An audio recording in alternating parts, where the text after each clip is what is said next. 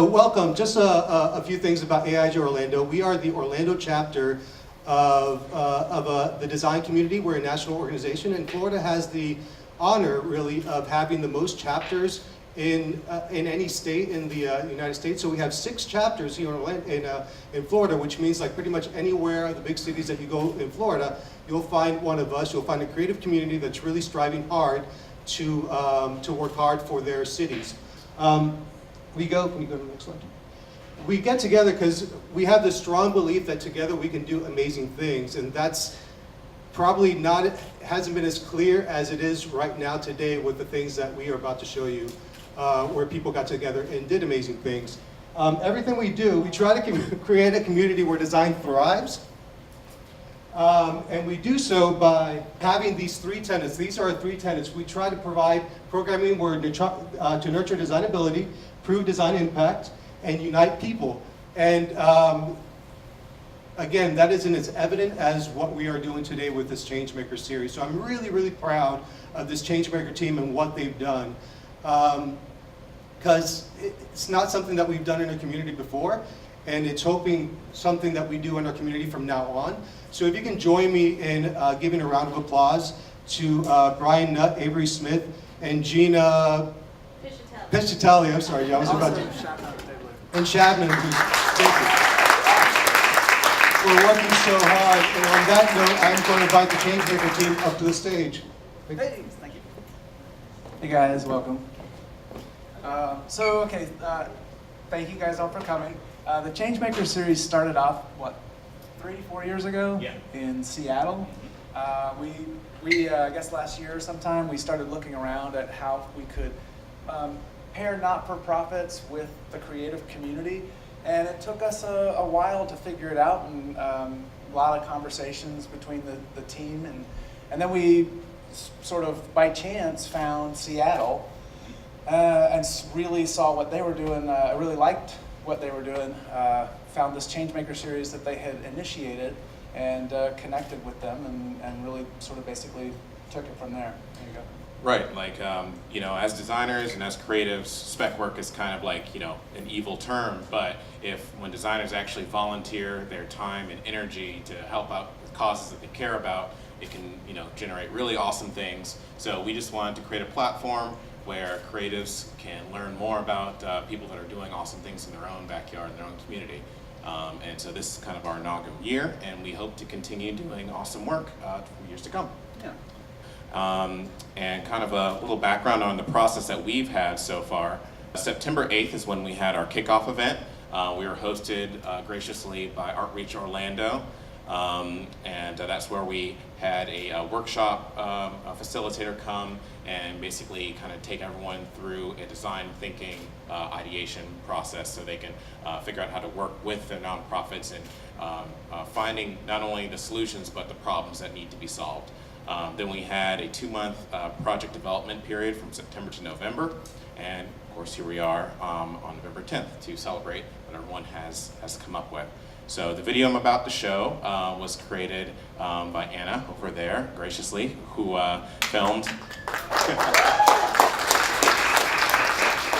She filmed the kickoff event for us and is filming the showcase event as well. So here you go.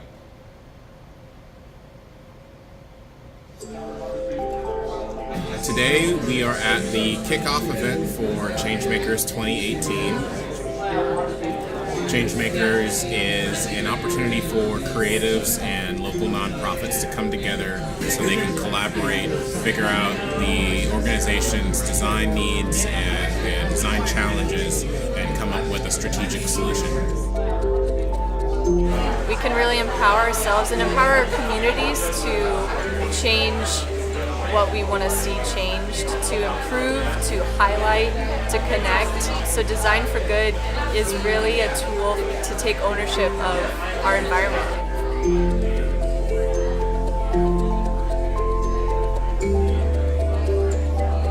What's been really great about today is that we've been able to learn a lot more about what the design thinking process is. I'm a creative thinker, so it's always hard when I'm plugged into something with a formula, but once I inevitably give myself over to the process, I love it. So design thinking is a framework that empowers individuals to really create solutions that are going to fix an unmet need. Some of the key things that I took away today was to really listen to the other person and ask them key questions. That way I can actually get to the heart of the problem that they are trying to solve. Design thinking enables us a way to empathize with not only the individuals we're engaging with and trying to help, but the users that they're working with on a daily basis. I've been involved in the past with innovation processes and innovation workshops. That only gets you so far. This is a process of really having a team to come together and to do something to make a difference in a nonprofit's life. My name is Chuck Carmen. I'm the Executive Director of the Epilepsy Association of Central Florida. My name's Amanda Kern, and I am the founder of Redefining Spina Bifida. My name is Brendan O'Connor. I'm with ArtReach Orlando. Basically, right now, we're just kind of getting the groundwork laid out. We're still kind of establishing roles. I hope to learn some new things. I haven't really been able to work on a team before, so I'm really excited about that. And I think what's really great is when I get to collaborate with other creatives, it really helps me not only think a little bit more differently, but also hopefully bring some of this vision that I've had in my head to life. I'm really excited to see what the team comes up with in the next few months. We have a lot of needs, and so it was hard to not just give them everything, you know, like please, this is our laundry list of things that we need help with. It is so nice for me, representing my organization, to be able to take a step back and know that I'm taken care of.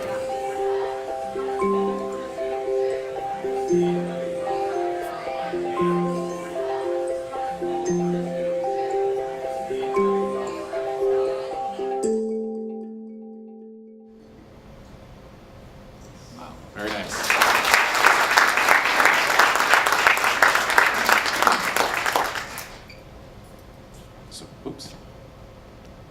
So next, we'd like to thank our sponsors.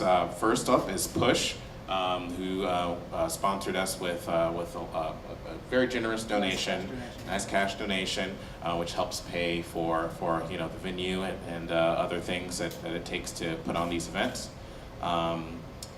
Next up is Corksicle, which we have some takeaways for you guys, and they sponsored some gifts that all the participants will get at the end of the showcase.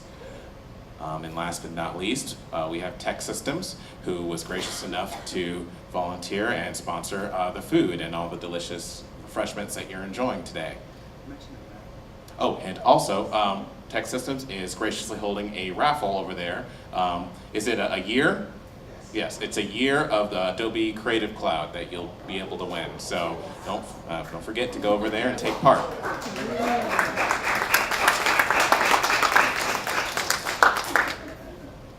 And we'd also like to thank the Treehouse Performance venue and all the volunteers who helped us out.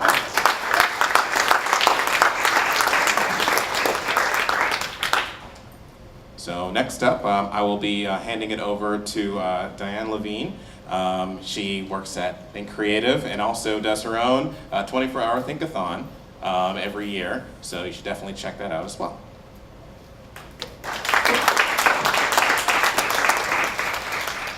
Hi everyone. I met a lot of you at the Kickoff meeting. You probably remember me as the loud girl that got up in front and shouted a lot at all of you and led through another exercise. But if you weren't there, I think the one thing that is great to mention is that the room was really filled with creatives from all different corners of Orlando and all different skill sets. I remember talking to designers and tech people and horticulturists and writers, and it was really exciting to see so many people coming together because I don't know if you know this, but there's tens of thousands of nonprofits in the Central Florida area, and the majority of them have an operating budget of less than $500,000, which doesn't allow for high-level branding and marketing from professional teams. But when people like this come together and offer their services and their talents for free, it's something really, really cool, because these organizations have,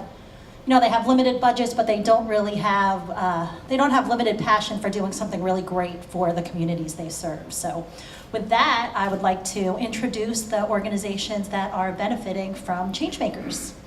So first up, we've got Yael Ginosar. She's representing ArtReach Orlando. So Yael, if you could come up here and tell us a little bit about ArtReach. Let's give her a hand. Yeah, so my name is Yael. I'm with ArtReach Orlando. I'm the education director. ArtReach is really all about fostering creativity, and we do that by offering programming all over Orange County through schools and after-school programs and some community events.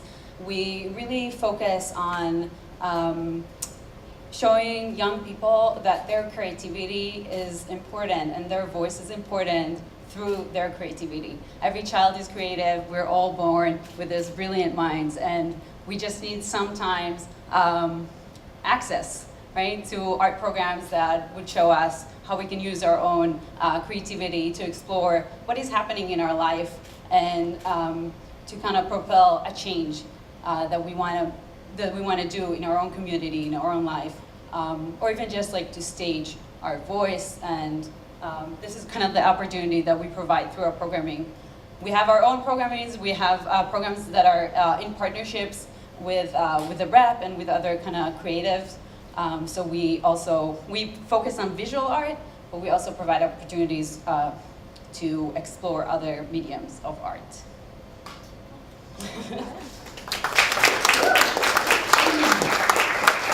Thank you. In just a minute, we'll get a chance to see what the creative team did for ArtReach, which should be really awesome. With that said, I'm really excited to introduce the ArtReach team and hear what they did and what they focused on and what their process looked like. So if you guys could come on up here.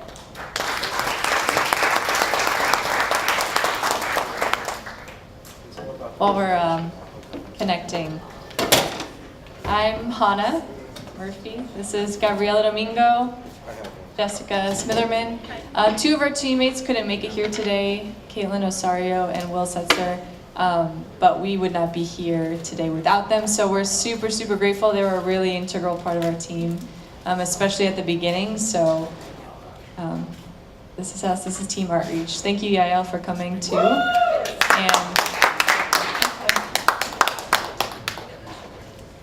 thanks everybody for being here today.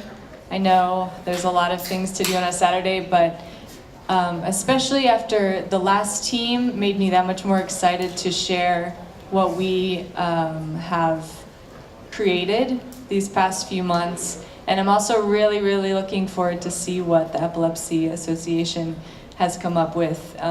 Thank you to AIGA for putting this together. This is just a really cool event.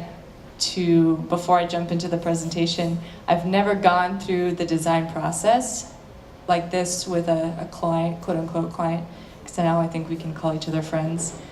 So this was really cool, very inspiring. Can't wait for the next round and to kind of build off of the momentum that we've created here this fall. So we're Team ArtReach. We are very lucky to have been paired with this amazing organization. Oopsies. As Yael mentioned, ArtReach reaches youth. They foster creativity. This is their main goal. But they really do a lot more than that. They believe that art and creativity are important tools for community health, and that art can be used as a transformative tool for social and emotional development in youth and in our communities.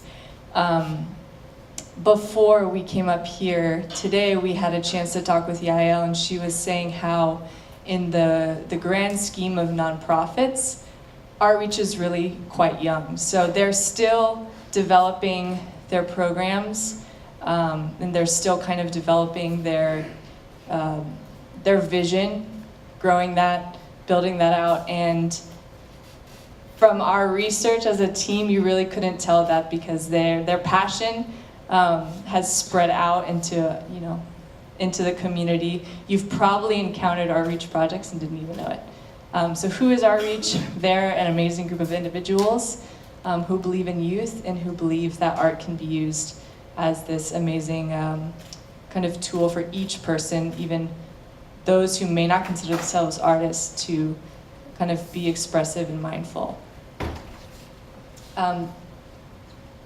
Their previous branding, however, was as varied as the programming that they provide. So in this slide, you can kind of see that there's some leave behind material that they had developed before their ArtReach bus, that they actually went out into the community and they would bring programming to youth wherever they were. A couple of there's one example of a summer programming that they created this past summer in collaboration with the Orange County Library System and as a generous gift from the Mayor's Matching Grant. They also had another camp this summer that had branding that looked completely different. Both of these camps were amazing opportunities for youth to kind of use art as a reflective practice and to tap into their own emotional and social potential and maybe work through some whatever challenges may be in their life or maybe whatever development that they were going through at the time. So they create this safe space to kind of lead them through an exploratory journey using art as that tool. And we just think that's amazing. Their logo, as you can see, it really doesn't spark that same kind of passion or imagination that we saw when we were talking to Brendan, when we were on the ArtReach website reading about their programming, and even when we were sharing with each other first impressions that we had after that Changemakers workshop kickoff. So this is the branding that we were working with, and we really didn't think it reflected the creativity that they put into their programs. So our process, we wanted to kind of come together. Like I said, their programming is really special, really inspired, very mindful. And beyond the programming itself, like I mentioned, there's a lot of projects within the community that they have done under the same ArtReach umbrella. From birdhouses that represent the 49 victims of the Pulse shooting. There was a collaborative mural done by a graphic artist, a graphic street artist, and youth in their programs. They've done mosaics that had pieces of people's stories embedded into the mosaics. So they just have such a wide variety of projects and programs. So we wanted to kind of synthesize all of this stuff that was spinning around our heads. We started with a mood board. This is a picture of our mood boards that we are working with. We had 5 individual mood boards that we came together, and it was really funny when we were sharing these mood boards, we realized how similar each of the feeling of the mood boards were. And that I think really spoke to how obvious the ArtReach vision and mission is when you actually start to dig into what they do. So after we kind of created our mood boards, we went right into the logo because we thought of the list of things Brendan shared with us that ArtReach was kind of interested in working on. The logo was the most important because we really wanted that front-facing visual branding to represent how amazing we thought ArtReach was. So we started drafting. We kind of took a convergent and divergent approach to this. So we would come together with the mood boards, we kind of diverged and used that collective inspiration to sketch out some ideas. As you can see up here, they're kind of similar still in a way, but they all are different, but they're also still similar in the sense that they're kind of playful and creative and imaginative. Whittled down that process after talking to Brendan, getting feedback from the ArtReach team themselves, and came up with this is our the logo that we finally came up with. And we really love this because we think it's fun, we think it's creative. We love how you can feel the movement of the letters, much in the same way that ArtReach moves through the community. They connect people together. Each piece of this logo is unique but together they bring this collective whole that's greater than themselves. That was something that Brendan really made clear when he was talking about the organization and the impact that he believes they have on the community. So a couple different iterations on how it can be used on different backgrounds. And then from the logo, we kind of built out the rest of this brand vision. Like Yael mentioned to us, ArtReach is newer, and they're trying to still kind of narrow in on the types of programmings that they offer.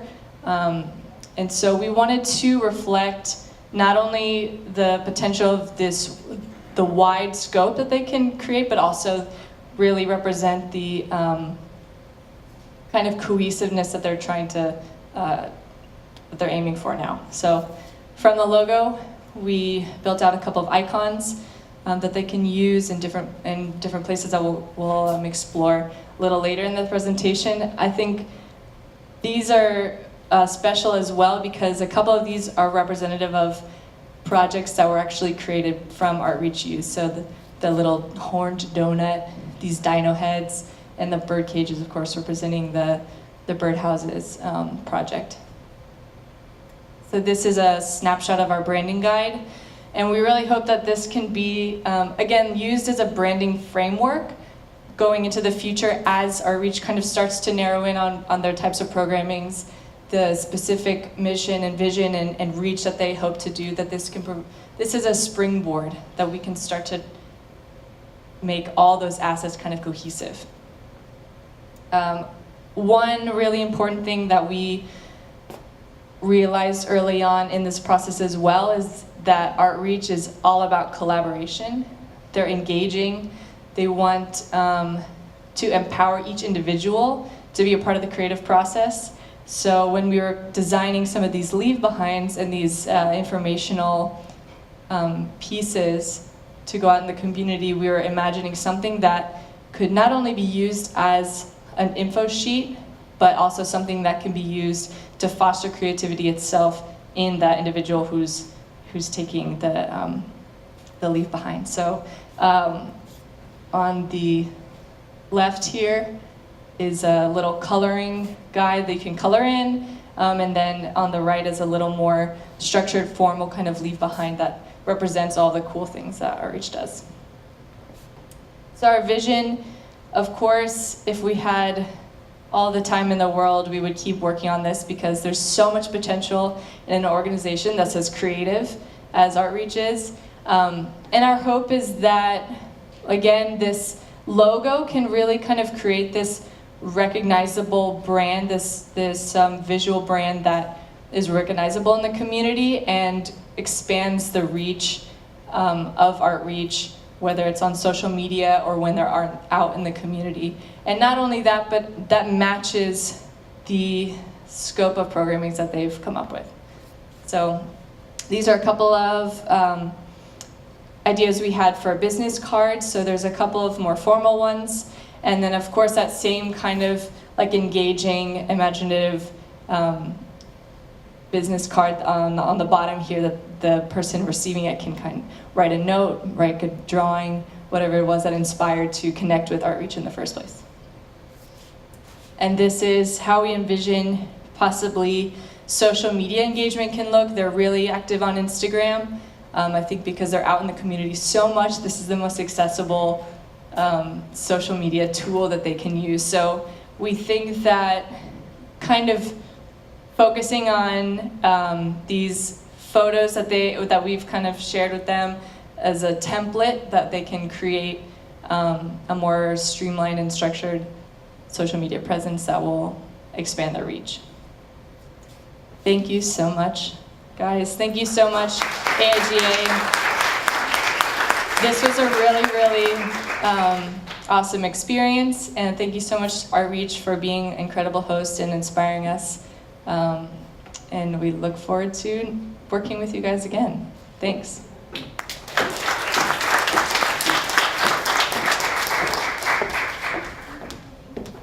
Thanks, guys. What an awesome job. I think we've seen two really great examples of the power of design and design thinking to translate the tremendous and important work that these organizations are doing and give them the tools to kind of express that and get it out into the community. So I'm sure the organizations are really excited, and our community should be excited that we have these great groups here. So, but next we're gonna welcome Chuck Carmen and Sia Layfield to the stage to talk about the Epilepsy Association of Central Florida.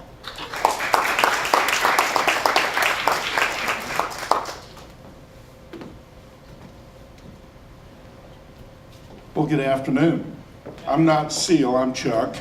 Seal's sitting there, she's my executive assistant, and she's been with me and this team every step of the way. Who are we? 1 in 10 people have a seizure in their lifetime. 1 in 26 will develop epilepsy in their lifetime. And there's a lot of myths and a lot of stigma. And that's why we were created. Over 58 years ago, a mother here in Orlando started an organization, so we're a 100% local volunteer health organization. We provide clinical services to those that are uninsured or economically disadvantaged that have nowhere else to go but our area emergency rooms. So we'll do everything from doing an EEG to test their brain waves to see if they're having seizures and what kind, to an MRI to get images of their brain for them. We'll do their lab work. We will get them into our clinics to see our neurologist with our goal is to get their seizures under control, keep them in the workforce, keep them in the school. Suicide rate is extremely high as well. So we have case managers that work with every one of the families and the patients that we see in our clinics.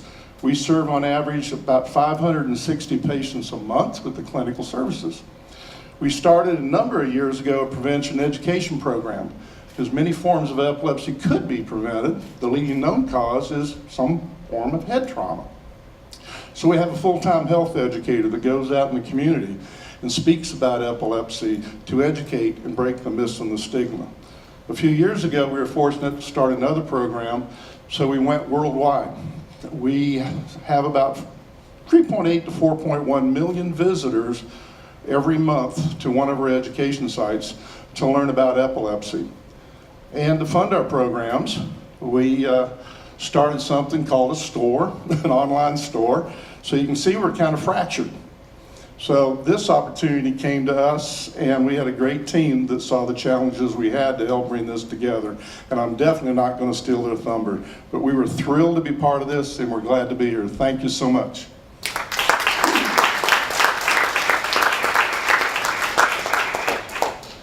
With that said, I'd like to welcome the Epilepsy Association. If your group could come up here and share what you've done.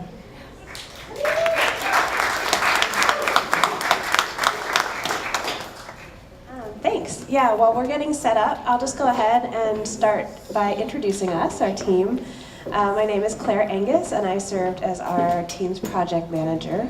I'm going to just pass the mic along and let everybody introduce themselves. Hi everyone, my name is Wei-Ling Zhang. I'm one of the team member graphic designers. Hello, I'm Jennifer Overfield. I'm a graphic design student. Hi, I'm Megan Finn. I'm a graphic designer. My name is Allison Murphy, and I'm also a graphic designer.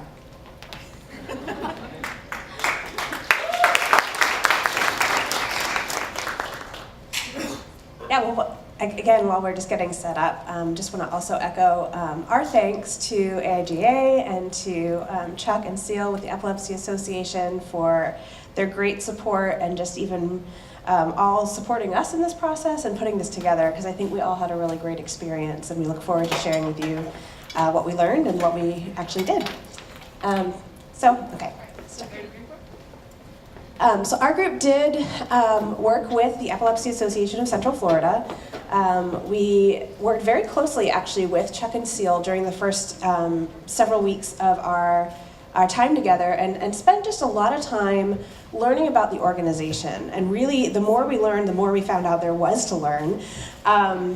and really kind of took our time initially to kind of try to explore all the breadth of what they're doing to try to then focus in on our solutions and what we would actually spend the bulk of our time trying to accomplish. So you heard Chuck share earlier about some of the things that their organization does. Their mission is to improve the quality of life of persons affected by epilepsy and seizure disorders. And they have so many different ways that they are accomplishing that we learned about. Some of the things that they offer are value to the community that, as you heard earlier, a lot of case management and medical services, advocacy, as well as prevention and education, and just providing that to so many people who are looking for that information. They've really had a great track record and a really good reputation, both among the patients that they serve as well as the broader nonprofit sphere. They've gotten recognitions by 2 different organizations that really have commended them for their excellent programming, their uses of funds, all those kinds of things. Their patient appreciation and evaluations are very, very high. And this is an organization that has just been doing the work for over 50 years and has built a really great base of credibility in the community and has a lot of value that they have that they're offering. As we looked into some of the research initially, our target audiences tended to be people who are epilepsy patients as well as their families, as well as medical professionals, and then more broadly to the general public. And so for each of those audiences, we realized that there was sort of an indefinite number of projects or things that we could tackle that we were not going to be able to do to their full completion. But we did spend some time looking at each of those audiences, and I'll just talk a little bit about that in a minute. We looked at some other organizations as well, including the Epilepsy Foundation, the Epilepsy Society, and Purple Day, which is on March 26th, which is an initiative that just brings awareness to those who are living with epilepsy and some of the concerns and needs that they have. So as we started to look at potential design challenges and where we would focus our time, 3 of the things that came up in our initial conversations were first the idea of reducing stigma. And as Chuck unfortunately shared earlier, there's just such a tremendous social burden that comes when people are diagnosed with epilepsy. There's a sense that, what do I do? Just a lot of isolation and unfortunately, as he mentioned, even more serious thoughts of suicide and things of those kind. And so in some ways what he kind of shared with us was that the social burden of epilepsy in many ways can be equal or greater than some of the physical difficulties that people might struggle with. As we talked about the medical professionals, we talked about the potential for increasing volunteering and referrals, and then we also talked more broadly about global education a little bit and what that could look like. So in terms of reducing stigma, one of the things that was just so devastating for us all, and it was something that we all kind of remembered, was hearing this one quote from an individual who had been diagnosed with epilepsy, and when it came to potentially talking to his employer about any accommodations he needed, what he said was this. He said, "I'd rather tell people that I got a DUI than that I have epilepsy." Because in his mind, a DUI was less shameful and more easy to explain. And it's just that it just gave us a window into the sense of the need for hope and the need for sort of kind of elevating and starting to talk about, I mean, in many ways similar to what I love what the Redefining Spina Bifida team did, where it's like, this is not a death sentence. There is hope. This medical professionals group, we talked about, like, how do we reach out to them? How do we engage them? Because according to a CDC report in 2016, almost half of epilepsy patients didn't actually ever see a specialist. So they saw maybe a general doctor, but they didn't get the kind of specialized treatment that would have really helped them move along. And some of that is that there's limited neurology is a specialty, we learned. They're very busy, they're overwhelmed, and there aren't as many centers that have the specialized treatment. But that's where the Epilepsy Association really comes alongside and provides and supplements those resources. So how do we help medical professionals both know about the resources that this organization offers, as well as encouraging them to get more involved and volunteer their own time? Finally, the last kind of initial potential design challenge we looked at was really wrestling with, in a really positive way, the incredible impact and reach that this organization is having globally. You know, as Chuck mentioned earlier, they're seeing 4 million visits a month from all over the world. From people looking for information on epilepsy and specifically going to epilepsyu.com, which is one of their main websites, as their source of information on the latest medical research, on webinars, courses, all kinds of things. And so how do we look at that? And actually one of the simple changes that the organization decided to make during the course of our project was to drop the Central Florida part of their name. So initially they had been the Epilepsy Association of Central Florida. They realized we're reaching people all over the world. We're just going to become the Epilepsy Association. So that was one of the things that we did as a result of this. You know, they have like 109 different courses, 4,000 different articles. There is just an absolute wealth of anything you would want to know about epilepsy on this site. And so as they talked about social media in particular, you know, Chuck mentioned, he said, this is the best thing that's happened in 20 years because it's actually increasing their reach and increasing in line with the scope of their mission for education, prevention, all that stuff, that they're not even just serving Central Florida anymore, they're going much, much broader. So as you can kind of see, even just those 3 things, the reducing stigma, getting medical to volunteer, what do we do with this whole like global thing, like each one of those is a design challenge in and of themselves. And we just kind of sat there going, how are you guys doing so much? And where do we even start? And so what we actually did was we actually took a step back. And our final design challenge actually focused on something a little bit different. And we actually think that what we focused on will ultimately help them to reach some of these other goals as well.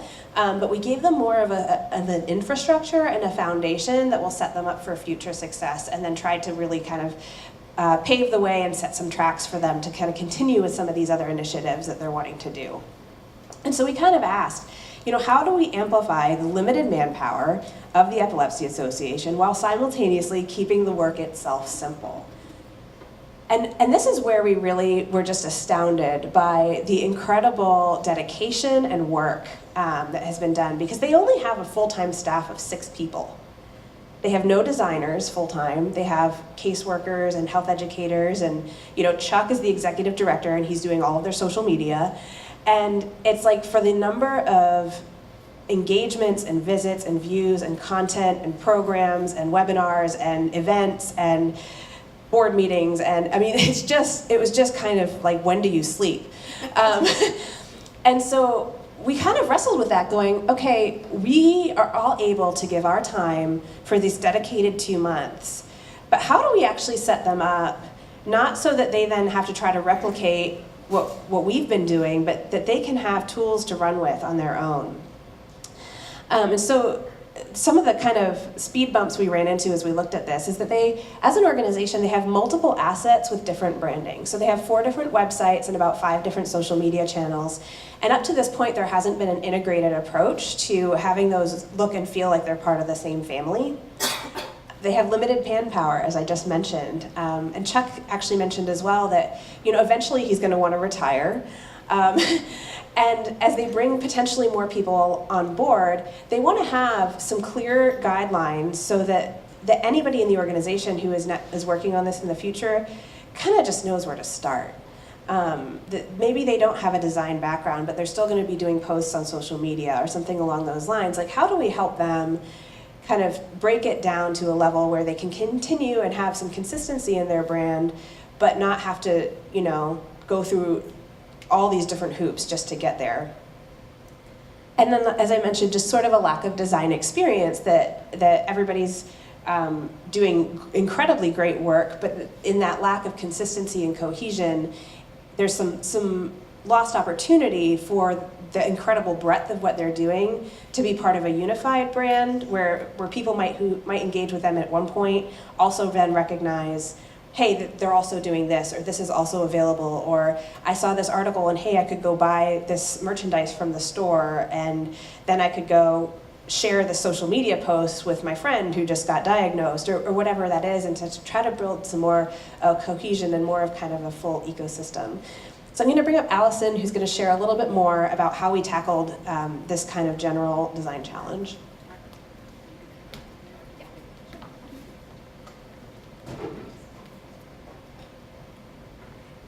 All right, so the solutions we landed on were obviously, it was branding, was the name of the game. So we needed to come up with a system for this very large network of pieces that's going to give them unity and cohesion, and it's going to work well together.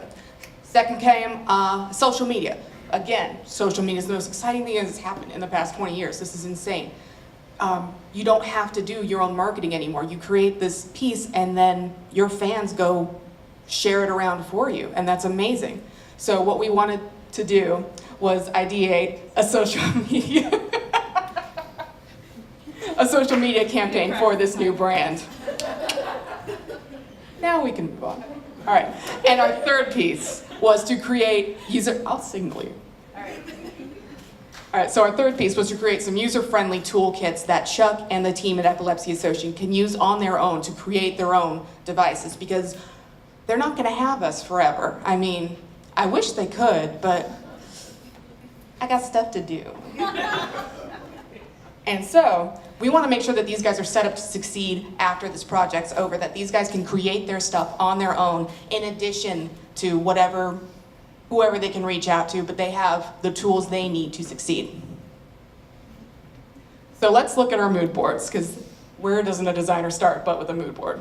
So I think it's going to be an interesting approach as well, because you can kind of see each of our designers' disparate takes. This is Megan's take on the mood board, and this is really organized, and it has a lot of concepts, and has this really lovely palette, and it's just so organized, and I love it. So let's move on to our next one. And then we have Wei Lin's, and this is not even the tip of the iceberg of what Wei Lin did. Wei Lin was about volume. She had a full page of photos. She had 2 pages of logos. And this is just the bare minimum of it. I can't show it all. And then our third one is mine, and it's a mess, but that's okay. I've got a much more scattershot thought process, so that's okay. So my mood board is it's a little rough, but that's okay. And so what we ended up doing was we picked and choose, and Jen's, I cannot find yours, but we did end up with her color palette, so that pans out. So we ended up picking and choosing a lot of elements from all these mood boards. From Megan's, there was some great icon work that we picked on, and we also picked on her organization and her cleanliness. From Wei Lin, she had these great ideas for the logo, and we're gonna show that in 1 second, not just yet, don't you click. So we're gonna see that in 1 second. And then for mine, for instance, we picked the maze motif, which I will explain that momentarily, but I just wanna point that out to y'all. So, let's go. This is where we started. There's a lot of stuff. It's not bad. It's okay. Y'all did what you could with what you had. But I mean, the thing is though, is that this isn't all bad. This little icon right here is a nice little idea, frankly. This little E ribbon, it's a cute, solid little idea. And so we took him and we got here. The ribbon is an archetype of branding, or the ribbon is an archetype of awareness, excuse me. And it appears in so many awareness campaigns. Everybody's got a ribbon on the back of their car for something, practically. So we decided to stay with the ribbon. And I'm not ready. All right, that's fine. So once we had the ribbon finished, we came to the full logo. And once we had the full logo, we could expand that into the suite of logos that they're gonna need for all these disparate resources they have. So we've got the Epilepsy Store, and we've got Epilepsy U. So the decisions on branding. So why purple, first of all? Purple is the internationally recognized color for epilepsy awareness. It works on 2 levels. One, it is associated to lavender. Lavender was a historically used remedy for epilepsy, throughout time. And then also, there was this little girl one day who just said, nobody knows about epilepsy, and I have epilepsy, and that hurts. So what she did, or was it her family? She had it, okay. So she ended up going forth and saying, you know what, March 26th, that's gonna be it. Everybody wear purple for March 26th. And it worked. This little kid just changed the world, and that's amazing. And so we're sticking with that purple for that kid. Let's go. So we've got some mock-ups here of the branding, and once again, you're gonna see this maze motif. The reason we decided to use this motif instead of saying something like, you know, it's a neurological disorder, so maybe your brain would automatically go to a brain. But that's a little obvious. So we wanted to go a little more metaphorical. But the maze works on 2 levels. One, it looks a little like a brain. Well, actually, it works on 3 levels, because I just thought of that. So it looks a little bit like a brain. 2, the maze represents the epilepsy patient's feelings of despair and hopelessness. Like, you have this thing, no one can see it, and you can't explain it to people because no one understands it. And it's terrifying, and it can come up anytime. And that's heartbreaking. You can't get out of it. But the Epilepsy Association is a support network. They're going to guide you through. They're going to help you find your way through this. And you're going to be okay. You're going to find the way through this maze, and it's okay. And you're going to have your life, and it's going to be awesome.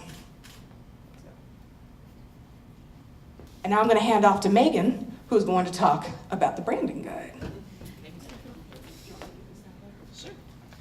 Okay, so from the beginning, we knew that they needed something to reference so they can move forward and do it on their own. And also, since Chuck is looking forward to retirement, he wants to be able to leave something for the next person coming in. So that's why we decided to do the branding guide.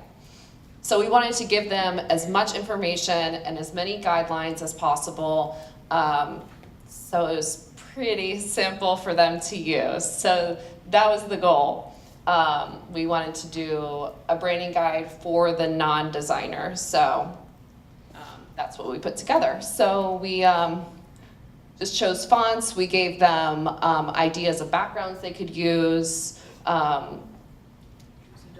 do's and don'ts for the logo, for outlining text, for lots of things.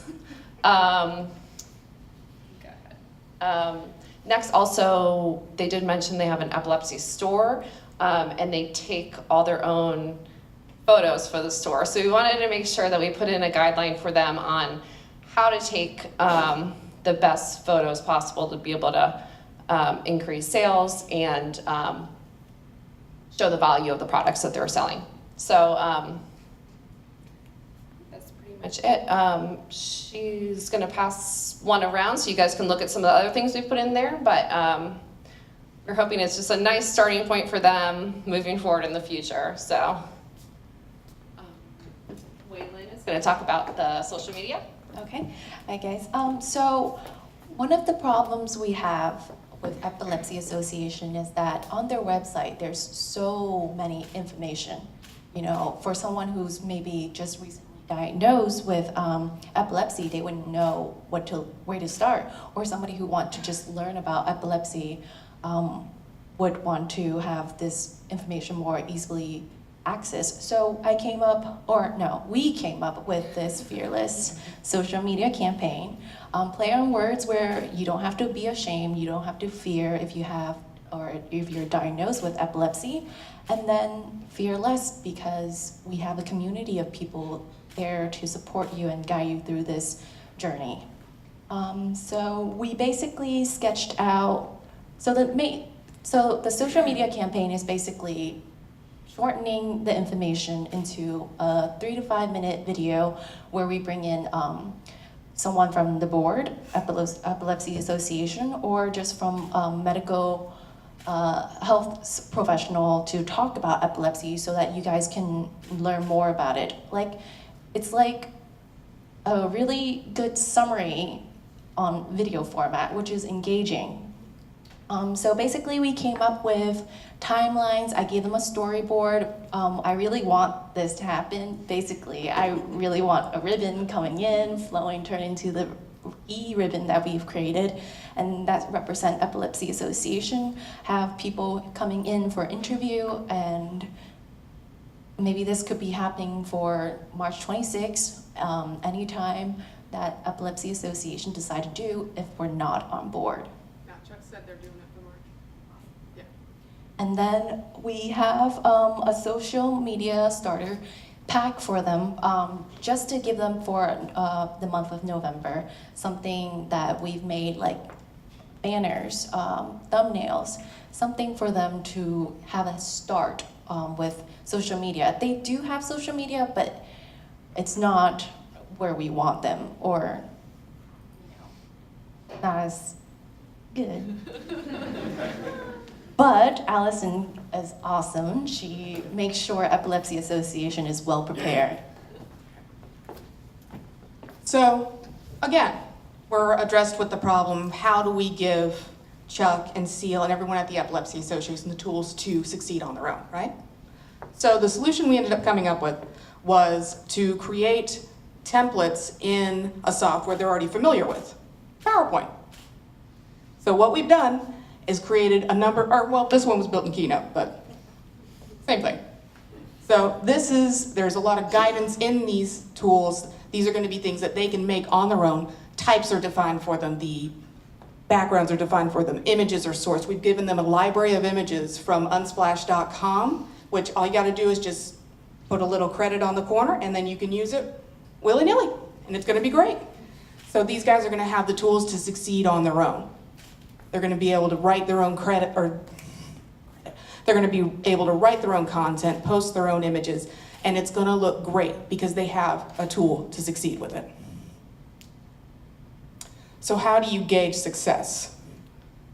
The thing is that these are the tools they're going to roll out on their own. So really, the success is, can Chuck use it? Which I think you're going to be able to, yeah. But we do have one little thing that we can show you. So on October 4th, Chuck posted this cover image. It was up for about 6 days. It got some interaction, not bad. And then on November 1st, Chuck posted this. This was one of our This is one of our graphics that we created for them out of Wayland's starter pack. Now let's show the numbers. This got so much more engagement, and it was up for the same amount of time. Like, it's not empirical data, but how many studies, like most of us are designers here, right? How many studies have shown that people are more willing to engage with visually appealing content? How many studies have shown that people perceive a stronger ease of use with visually appealing content? It doesn't even have to be easier to use, they just think it is, which is awesome. So if we give Chuck and everybody at the Epilepsy Association these tools that they can make on their own, I think it's a pretty easy hypothesis that they're gonna succeed. Oh, one click. Any questions?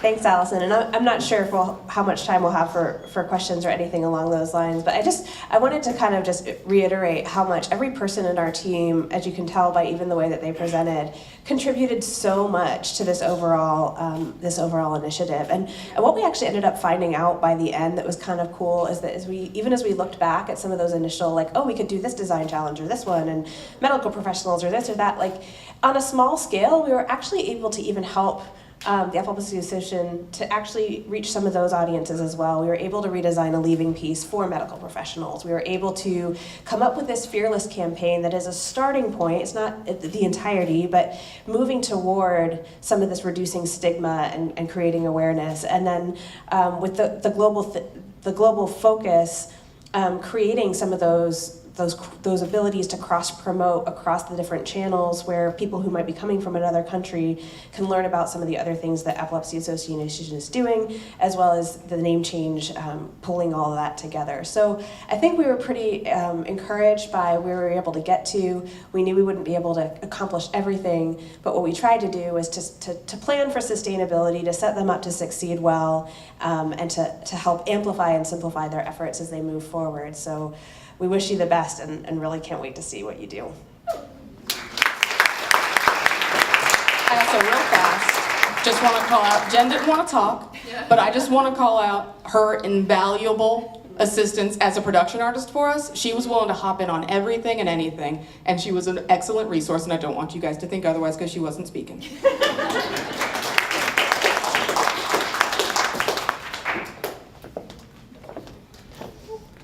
Thank you, guys. I know what a tremendously valuable thing to have done for them, to give this organization a set of tools that they can move forward with, because it's true. I mean, my company works with a lot of nonprofits, and what we have found is nonprofits tend to be started by people who are very passionate about a cause, and they have a lot of expertise about their area, and they have a lot of talent. They're very often not designers. They're almost always not designers, and we know how valuable that professional content is. So I think all of you have done really awesome job setting your organizations up for success and honing in on what it is that they need. So just give yourselves a hand. You guys are awesome. And last but not least, I'd like to welcome Amanda Kern to the stage. Amanda represents Redefining Spina Bifida.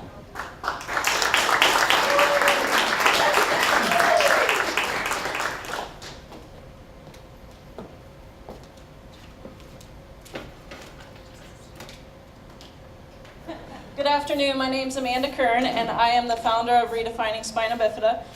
For those of you guys who aren't aware, spina bifida is a birth defect that has no cure, and it's something that my son was born with. Before I present to you guys this presentation, I actually have a video. I really believe in, before I spill the reasons why I do all of this, I need to show you the why. So last week, our team actually met at the Walk and Roll, and we interviewed a few parents that once you see these videos, it will help you understand as I walk through my presentation to help you guys see why we're doing this work. So give me just a moment to press play.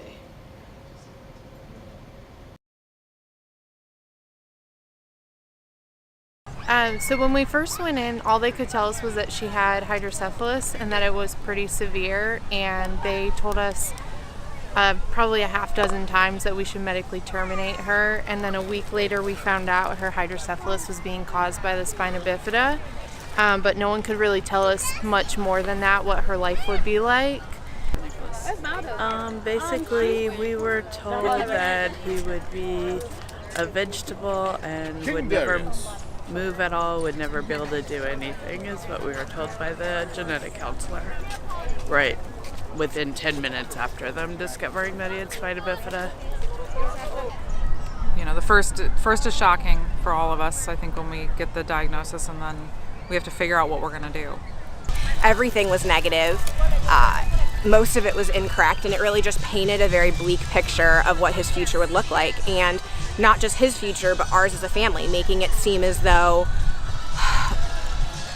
this wasn't just going to affect him, it was going to affect all of us, my marriage, his brothers, and that it would just be better to not have to deal with this.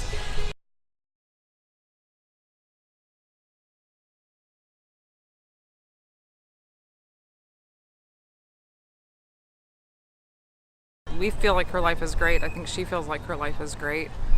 She's just like any other 8-year-old. I wish we would have known that there were so many possibilities beyond what they were telling us. Well, and I wish that they had told us that she was going to be a happy kid and she would be like everyone else despite the challenges that she faces. I wish OBGYNs, which seem to be the people that give this diagnosis the most, would spend more time learning what it's really like and giving factual information, and not just that, but providing you the resources to find the community. Life is going to be amazing, and he is absolutely perfect. We love having him here. We've never once regretted bringing him to this world. And of all my kids, he is the happiest. He is just an absolute ray of sunshine, and we love having him. And he's an absolute blessing to this world.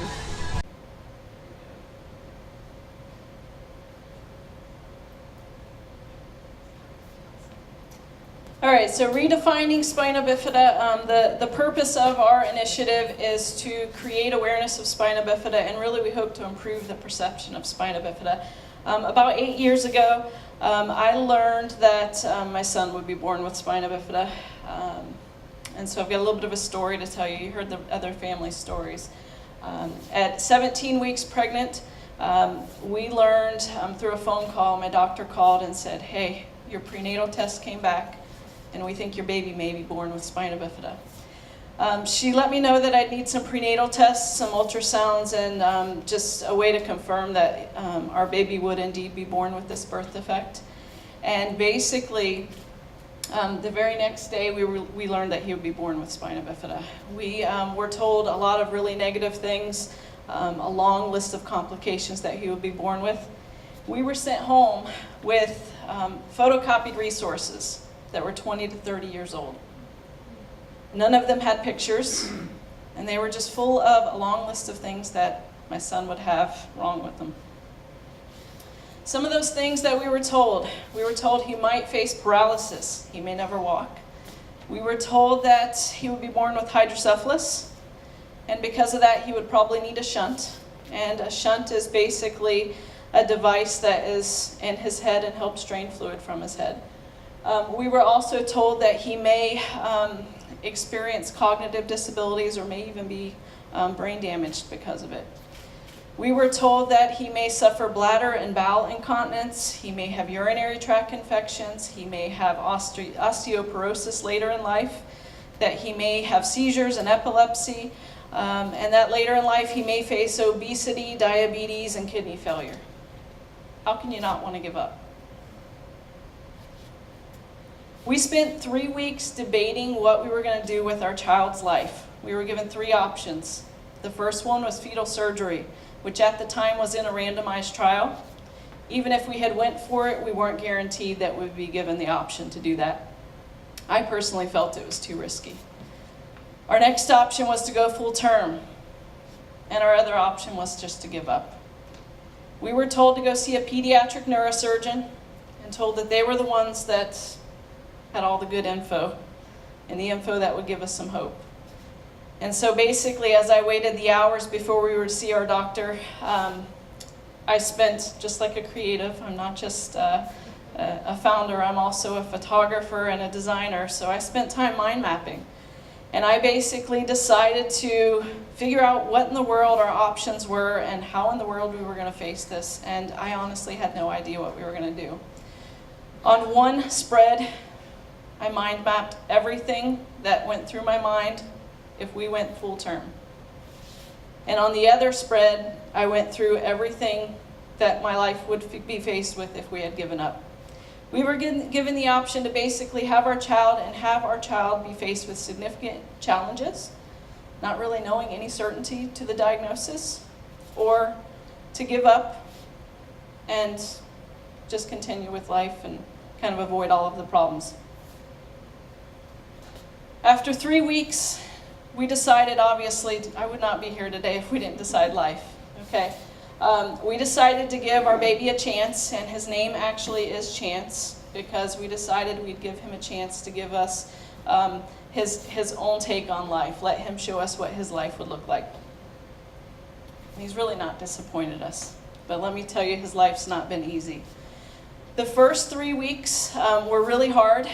He was born, and at 4 hours old, he underwent his first surgery to repair his defect. So as you can see the scar on his back, that's where his spine was completely open. Okay? He spent 3 weeks going through a lot of surgeries, 4 total surgeries, 18 days in the NICU, and we learned really quickly that spina bifida really has no certainties. It has a lot of uncertainties. By the time he was a week old, he had his first shunt. This device is what helps keep him alive today.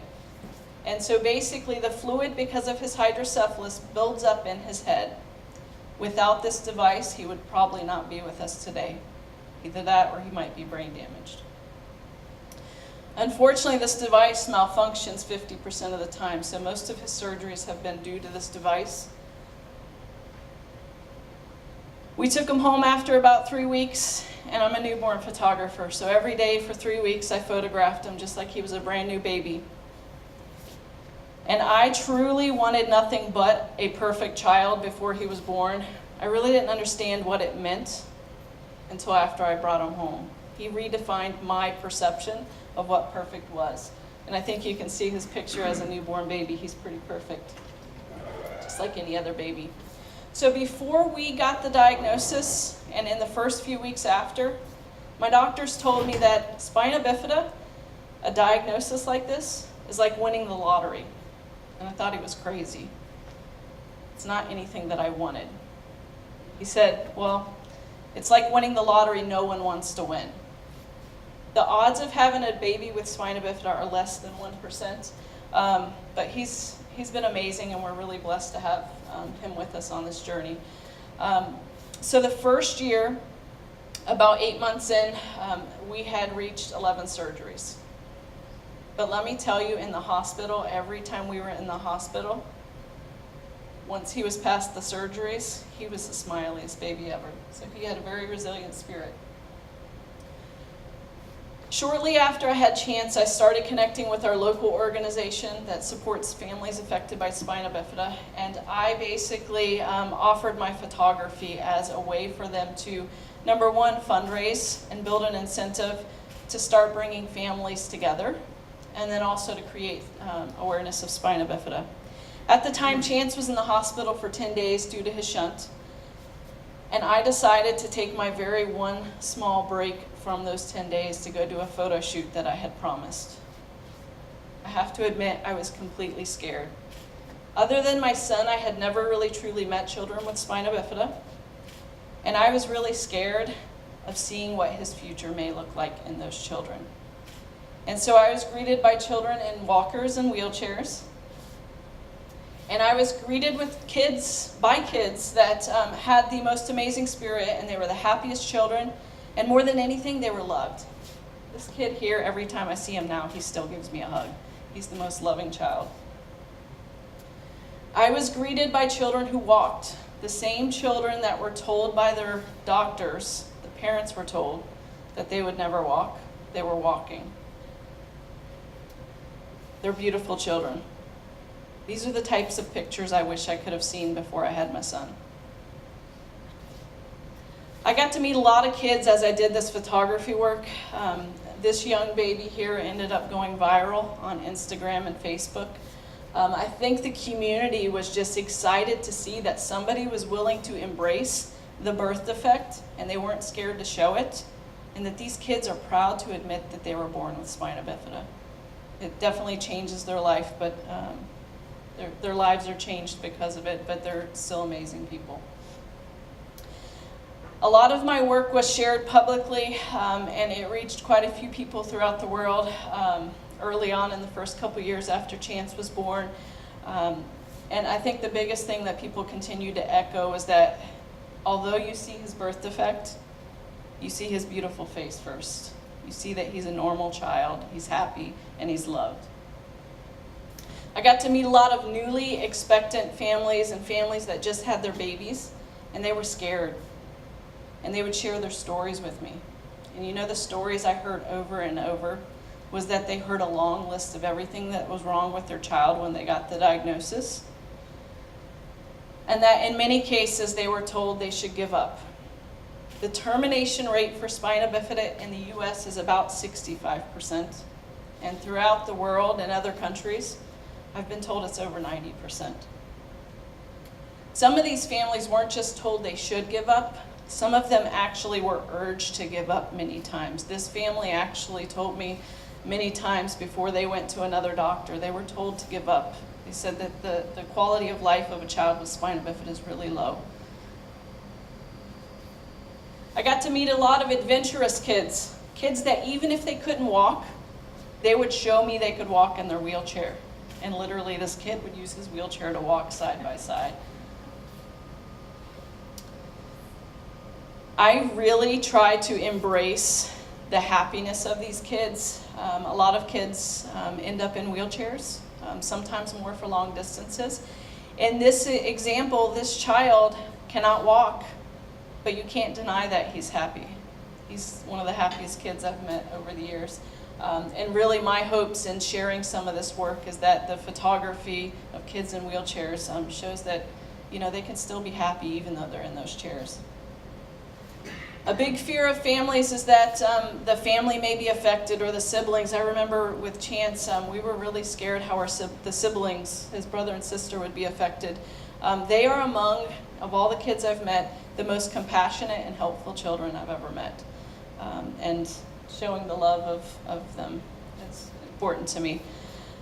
So spina bifida is considered a snowflake condition, and basically of the children that are born with it, no two are identically impacted. So basically I can show you 10 different kids and they can all have the same exact level of spina bifida and they might all function differently. So it's kind of hard for some people to judge that.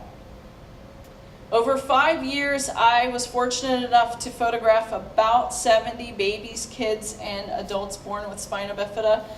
Each one of those had a special story. We were able to capture their spirits, and we were able to do some amazing things locally. And then at the end of 2014, the medical team connected me with a brand new family. And they had just had a baby, and they were scared to death. And the nurse who's in the room today, Suzanne McKee, she shared photos with this family. And it was the first time since they had heard the word spina bifida that they felt hope. They felt that their baby's life would be okay. And I started getting messages from the baby's grandmother in North Carolina, and she basically said, "Hey, thank you so much. Your photos gave me hope. I see the future in my child or my grandchild's life." She said, "I finally know what I want to do with my life." I said, "Really, what?" She said, "I want to take photos of kids with spina bifida just like you because I want to make a difference." So I started thinking, and I realized I knew some other photographers who happened to have children with spina bifida. And I'd love to say the work that I've done is very meaningful and I'm talented, it's wonderful, but I think the thing that makes the difference between me and any other photographer who has photographed a child with spina bifida is that I also have a child with spina bifida. So that was the real goal when we started Redefining Spina Bifida. We started talking about a lot of projects, a lot of crazy big ideas, and Alonzo, I haven't even told you a fraction still.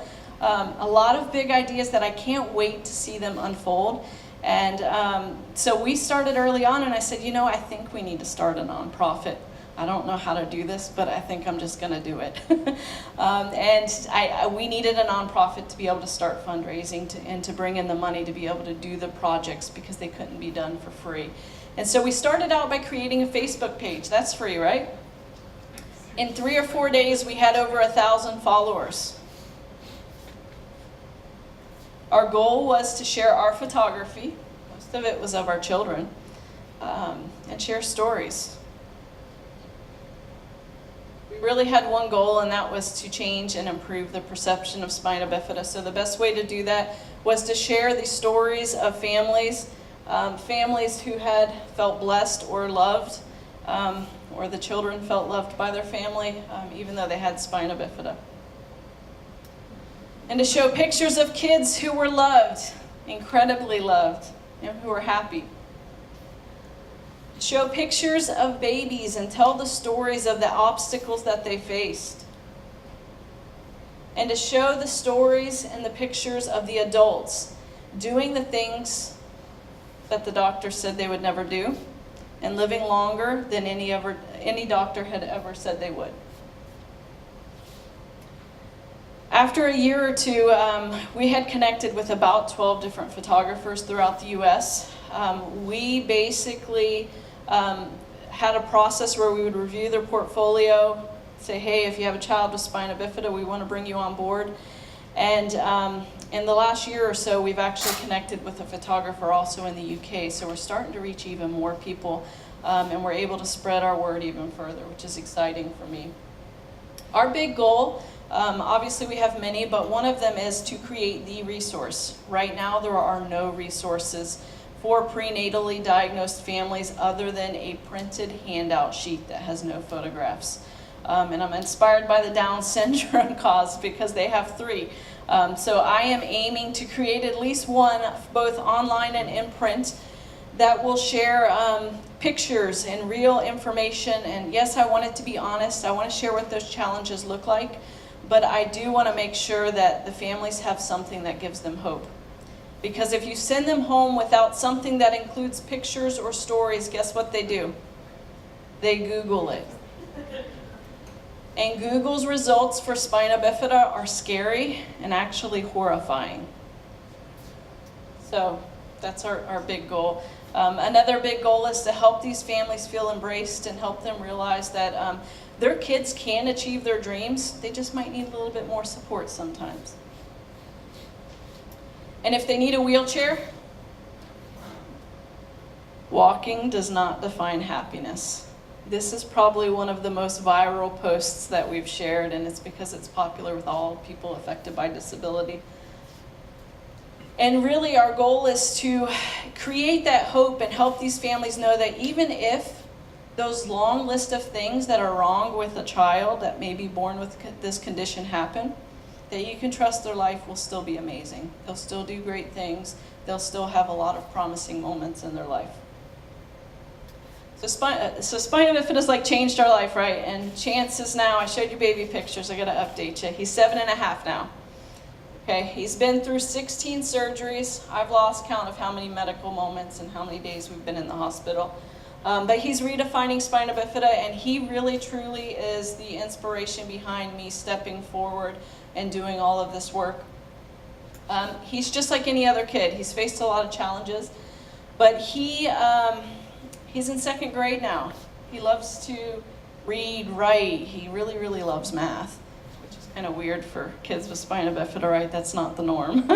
And then the other things, he loves sled hockey. He loves to swim. He loves playing baseball, and he's just a fun kid and really amazing. He's been through a lot, but really, truly, he is an example, and between him and all the kids' stories that we're sharing, I do feel as though in some cases we're saving lives. I've been told that by many families, and that's really a big priority for me, is to reach that many people, that someday I can say the word spina bifida to somebody and they don't think that I'm talking another language. So with that said, I do want to thank Changemakers. AIGA has been amazing. I really, truly had no idea what would come of this. It's been amazing, and I don't want to spoil Alonzo's presentation, but just to share with you guys the impact, just in the past 2 months, we've reached more people. We've done a lot more things. One of the exciting things that's happened over the past 2 months is that our Facebook following has surpassed 15,000. So that makes us on social media the 2nd largest spina bifida organization in the world, which is really, really exciting. And then I'm super excited for Alonzo to share the work his team has put together for us. I really think the branding and all of the work that they've put together is going to lay the foundation for us to just move forward and get this work done and really make a difference. So thank you.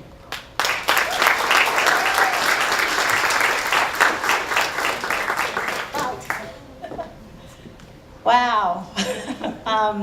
Thank you, Amanda.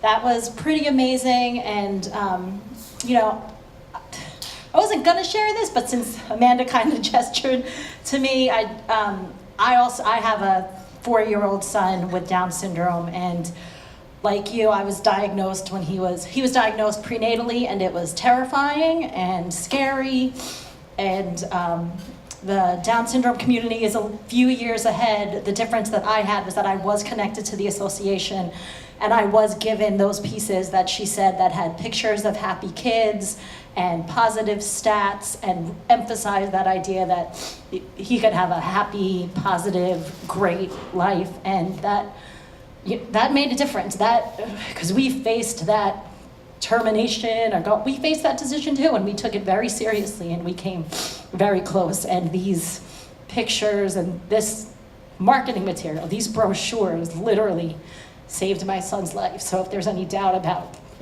the impact you guys are having today, I'm sorry. It's really amazing. It's amazing what you're doing. So you should be proud of yourself. And with that, I'm dying to see what Alonzo and the Spina Bifida team came up with. So if you guys could come on up here and share. Can't wait.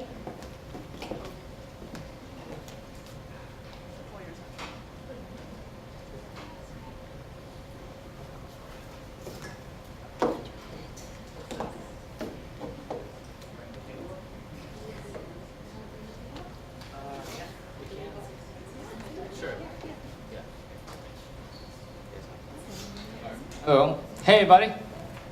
You guys having fun? Woo! All right.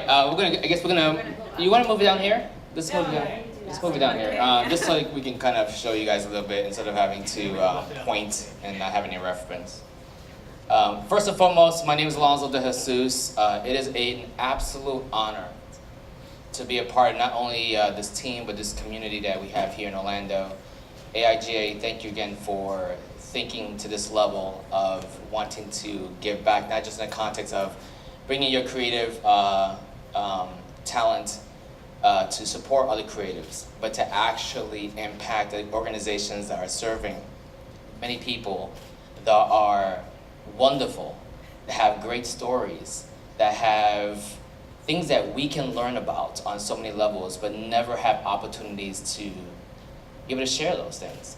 And so my hope and our team's hope is that we'll be able to give you kind of a little bit of a deeper glimpse into that. Amanda, thank you for being an integral part of our team. One thing that was unique for us, and I'm completely going in a different order of our script, but we had a unique opportunity to be able to, and I shared this in the last check-in, and I can put this down. Amanda was not just a client, she was actually a team member. And that posed all the great benefits and all the great challenges that comes with someone being that close to the work. And many of us learned from that experience. As a project manager, which again I was honored to be selected as, I made sure that each team member had an opportunity to grow, to learn, to share. Because no matter where you are in your career, you always have something to contribute beyond just the work. You know, everyone has different conditioning in regards to social structure. Everyone has different culture. Everyone has different everything. So for us to ever, in any place, assume that we've either learned it all or knew it all, I've learned so much from each of these people. So and I've been prodded, like jokes and here and there, like say thank you, because it shows how much these guys love me, and the love is mutual. So with all that, I'm gonna go ahead and start our presentation the way we intended to, with a little video.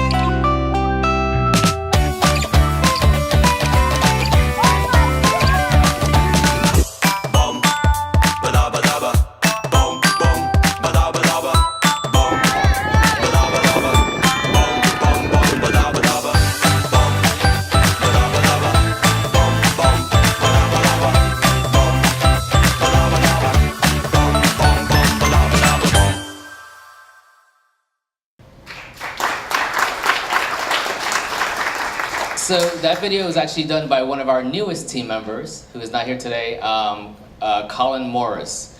Colin Morris is actually part of the Full Sail team here, working with Anna, in fact, who's been doing the recording. Again, thanks Anna for doing all the awesome things that you do.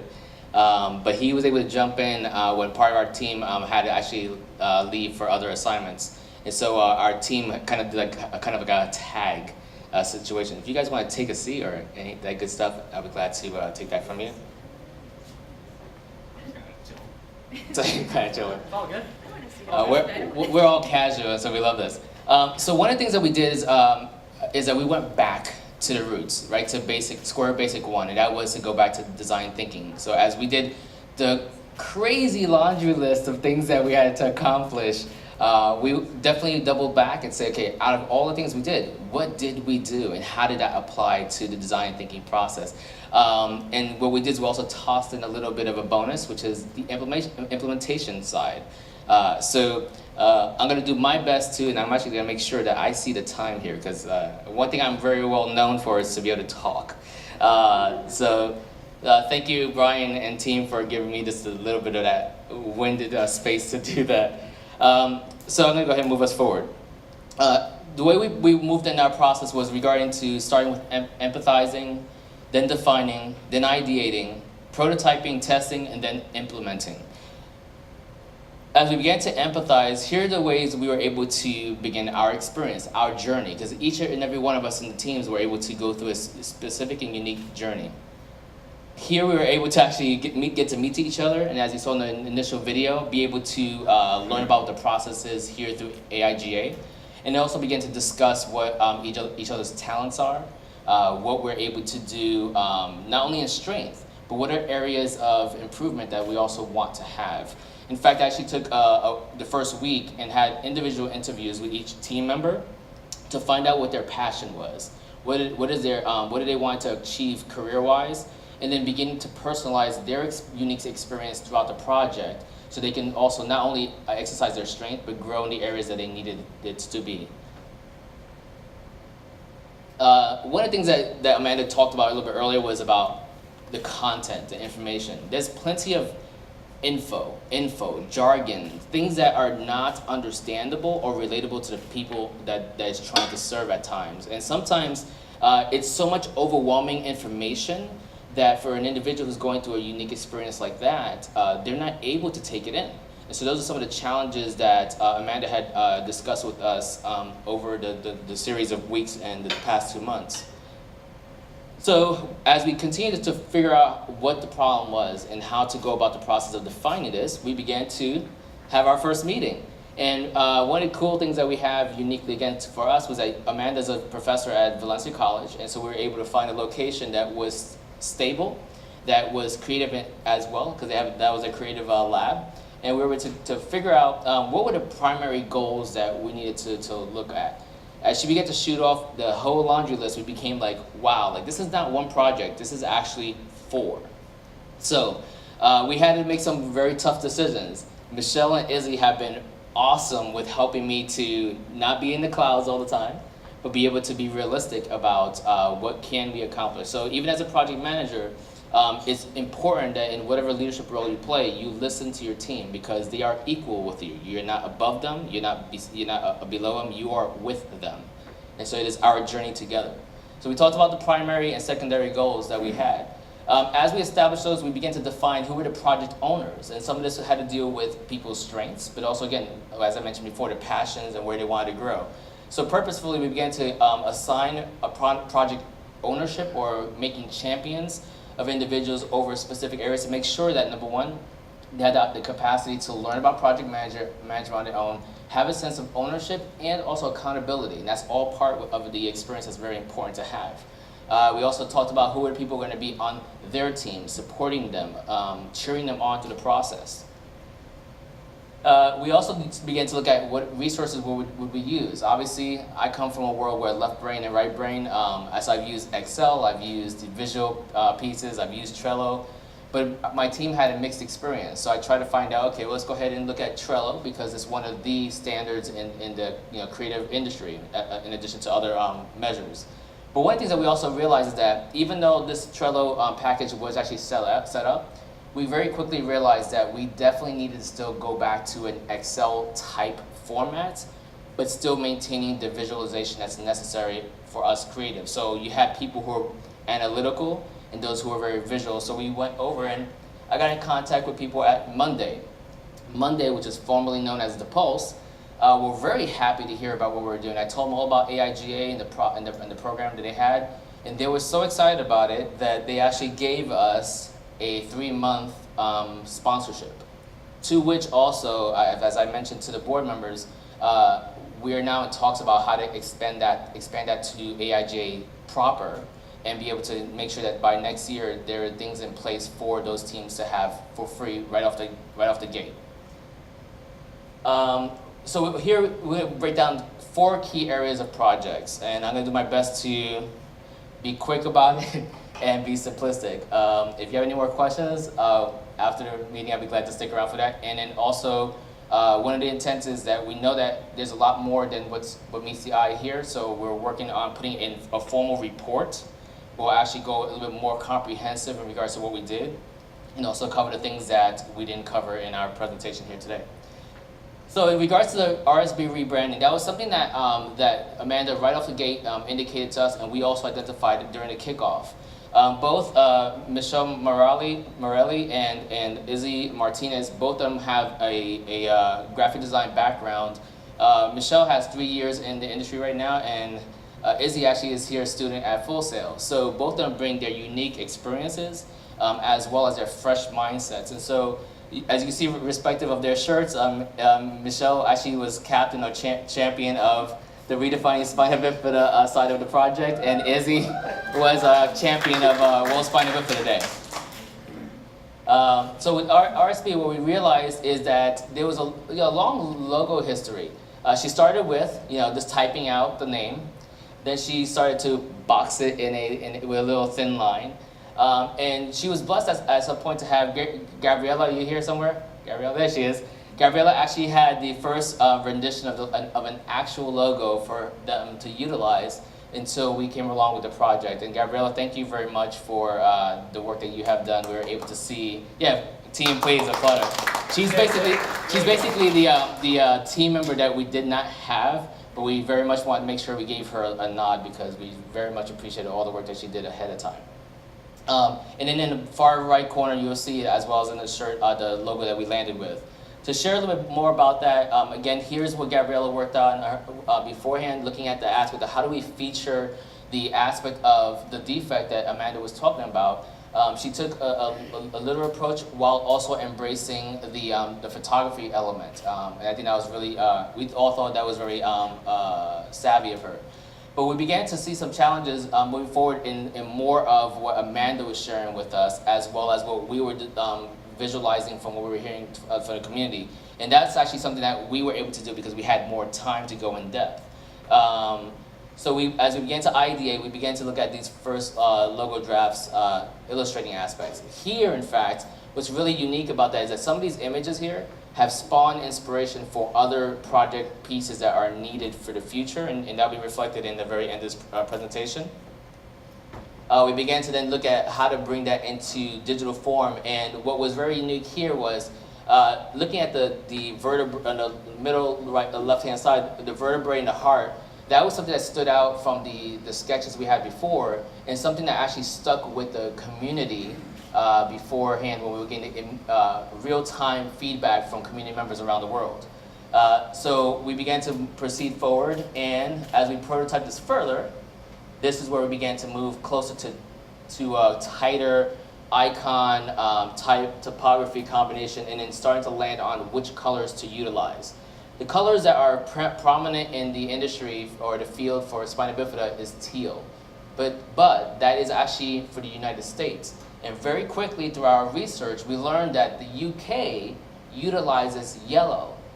So now what we're having is mid-project, well, early on the project, but still mid-project, we were learning that there was a unofficiated battle happening between both sides of the pond.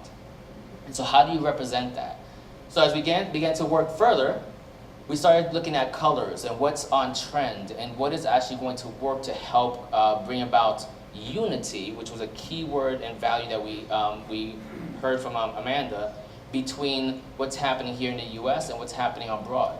So yellow became a combining component along with the teal, but what we ended up doing is instead of choosing a teal that was traditionally being utilized here in the United States, we wanted to have a slightly offset color. I heard another team trying to do the same thing as well in their field. So we decided, instead of just going with a straight yellow, we decided to use something called mimosa. Anybody? Yeah. So as we began to look at this color spectrum, and these are all Pantone colors, we were able to find the right match that would reach both a female and male audience and anyone in between. So we began to test out the logo, and here's what we landed with. This is our brand spectrum. We have what's happening in full color mode, which is in the upper right, what happens when it's on color and also on photographs, such as a full white logo. What happens if it's on teal, to make sure that both the UK and the United States are represented well. And purple became a purposeful accident, if that's the best way I can describe it. And so purple, what ended up doing was, its significance actually became stronger and stronger later down the project as we began to print materials for tests, as we began to see it applied on digital. And here's what's also important about that. Again, I mentioned about it being welcoming to both male and female and everyone in between, and purple kind of really helps lay the groundwork for that. So here's what some people are saying. Amazing, love it, love it, love it. I'm almost certain I'm getting this tattooed. By the way, this happened within the first, hour of us launching it to the Facebook, and our mouths dropped. So we have intention to follow up with this individual further as we create tattoos, temporary tattoos and everything. And we're gonna see if she actually does follow through with that. And then also them wanting it on the shirt, and we basically said, if you only knew. So we began to implement it further in the real world. Here's some of the ways we did that. Business cards, we went through a series of process here in regards to how to best represent the logo, the colors, and so forth. The strongest ones actually began to emerge very quickly, and where we landed on what, in fact, here's a couple of variations, but what we landed on, in fact, was this last one here for the staff card and generic one. And the die-cut card was, even though they usually tend to, for those nonprofits who are here, right, they are more expensive, but for this organization, it is actually purposeful, because the name of the organization is Redefining Spina Bifida. So what part of the strategy behind it will be is, when they give them a card, they make sure they can look through the card and have, begin their journey to having their perspective redefined. And so that became something very, a huge takeaway for us. For stationery and other collateral, we went through this process of 1, 2, and final. Again, the thin bar, in fact, became a crucial element, which will be represented in other pieces that we show you in this presentation. But in the same likeness that we have the yellow, teal, and purple being the process, again, yellow being first because we're trying to filter individuals through a redefinition of their perspective. The same thing is happening above with the heart, the spina bifida word, and the purple bar in the upper right-hand corner. Same thing we've done with the envelopes. So there's a full branded version, should they want to go that route, which they have intention on, at least to begin with. But guys, there's always that time when you run out of envelopes, so what are you gonna do when you don't have that? So they can actually very quickly have an in-house printer-friendly version of their envelope ready to go. We also began to create an avenue for people to connect. So not everyone is on Facebook, not everyone goes to a mailing list, but how can we find ways in the real world to engage with people? So we created a Connect card. And may I say that this Connect card completely did its job during one of our events that we had recently. So another way that we actually put this into practice were, in fact, the t-shirt that, if you want to come back around this way, the t-shirt that Miss Michelle worked hard on. The back of it, you'll see again is the representation of the vertebrae with the heart, where typically most times you'll find the defect, but it can be anywhere along the spectrum there. Individuals lost their minds when they began to see how we implemented the spine, and it was something that actually we struggled back and forth with, like how do we best represent that without it being cheesy. And we've seen the S spine, we've actually seen a literal spine, we've actually even seen a picture of a spine utilized. And so when we looked at what we were working against or working with in the industry or in the field, they never really had an apparel-friendly or fashion-forward type merchandise, so this was the first that we were able to design for the field. And then this is what's to come. The next order that we'll have, we already actually had 2 orders of shirts created. We did, what was it, like about 100 shirts, then we did another 50, then we did another 100 on top of that, and basically we had to do another reorder. So this will be part of the next one that's coming about. I want one, by the way, when it comes. In addition to that, one of the things that you'll see through different organizations, but this is one small example as well, is a whole superhero or greater than. One thing I learned, it's not a presentation, but it's important to indicate is, as nonprofits and as causes, and for those of us who either are not active in one or haven't had the opportunity to engage with one in that level, this whole superhero mindset, or a lot of these greater than thou scenarios, have actually been taken advantage of, and it's actually not a fair representation to the people who are in the community. Yes, they are empowered, yes, they can do what you can do, and sometimes even better in many instances, and even in a more creative fashion. But sometimes it takes a very right way to do something, but if you do it wrong, you taint the meaning and the purpose behind that. So we asked a lot of questions, especially to Amanda and her team, as to how it's best to represent this. And so when we did this, we brought it to the walk and roll. Basically, we were met with a huge fanfare for that. These are some yard signs that we actually designed as well. That was signage utilized throughout the whole walk and roll. We were actually teary-eyed when we saw it in real-time form.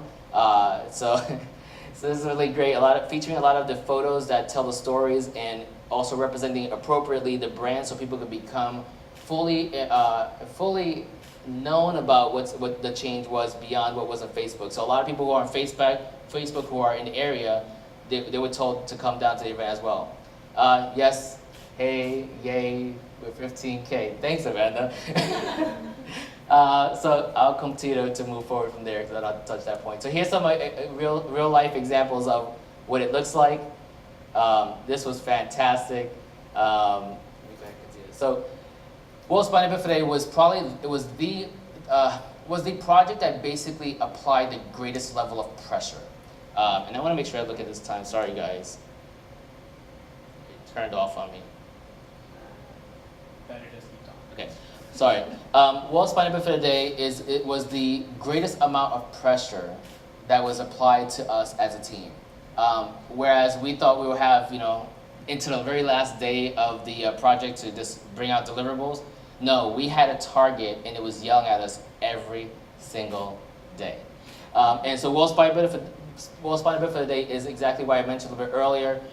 It's a day for everyone to celebrate and to come out and to make known awareness-wise and celebratory-wise, and you name it. This is the day we had. But again, you had a division, just like there's a pond between both the United States and the UK.